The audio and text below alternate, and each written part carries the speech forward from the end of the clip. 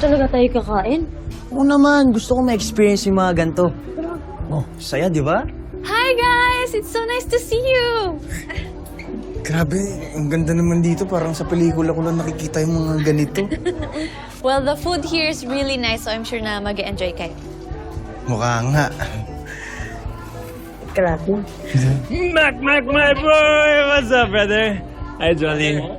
Hello. What's up, bro? Musta? Ano?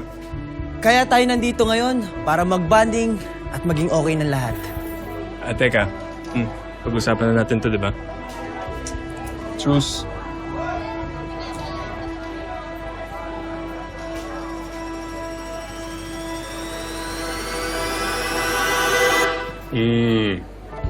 Di ba? Hold it. Okay na. Ano?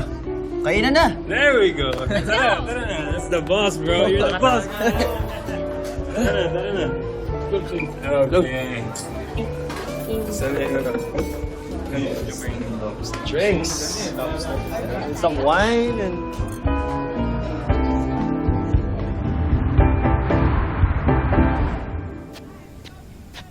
Nadja! Oh, Uy, mother! ano? Uy, sabihin na tayo eh. May bibigay din ako sa nanay mo eh. Oo ba? Teka. Brandon, may gusto din ako itanong sa'yo. Ate ko, baka naman masyado. Ano ba yun? Ikaw ba?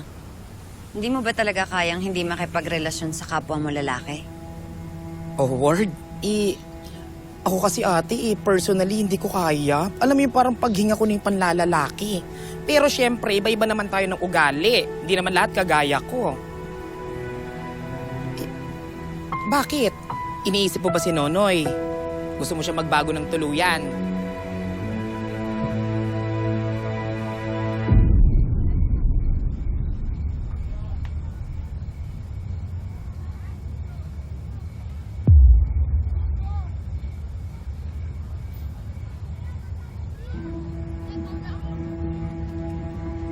Noy, salamat ulit sa tulong mo, ha? May natitira pa ako dito na 4,000. Si Ador bumili lang ng ulam. Pagbalik niya, sasamahan kanya dun sa matutuluyan mo pansamantala. Noy, maraming salamat. Napakalaking tulong ito sa akin.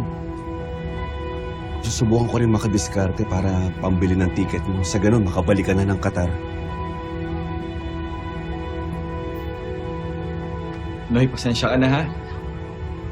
Hindi ko naman gusto yung nangyari sa akin, eh. Hayaan mo na, huwag mo nang isipin yun. Basta ang mahalaga, mapabuti ka, tsaka makabangon ka ulit. Noy, salamat.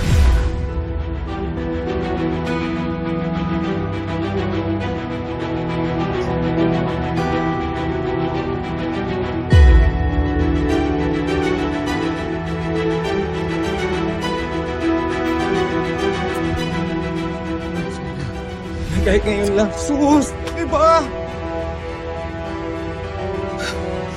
Nandito ka kasi tinutulungan kita dahil gusto kong makabawi sa'yo, pero yun lang yun. Huwag mo namang sirain.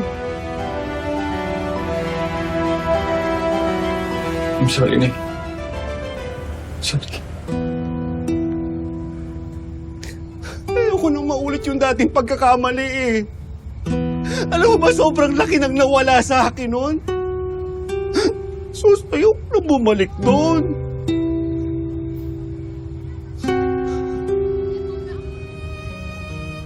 Patawarin mo ako, Noy.